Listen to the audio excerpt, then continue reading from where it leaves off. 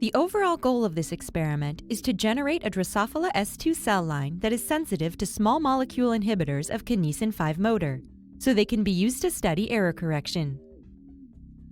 Error correction during cell division is a process in which erroneous kinetochore and microtubule interactions are destabilized to give the cell a second chance or another opportunity to form proper attachments so then the genome can be properly segregated.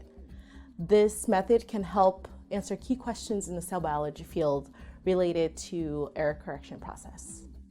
The main advantage of this technique is that we can use a Drosophila S2 cell line that have fewer chromosomes and are sensitive to a kinesin 5 inhibitor, both in which facilitates the visualization of individual error correction events.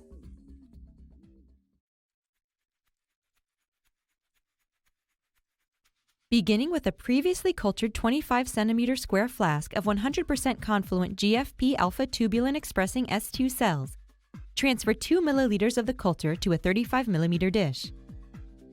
Then incubate the cells at room temperature for approximately 1 hour to semi-adhere.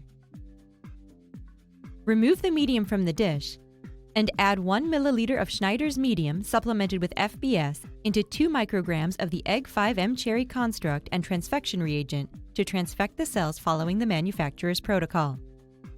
Use parafilm to seal the dish and incubate the cells at 25 degrees Celsius for 16 to 18 hours.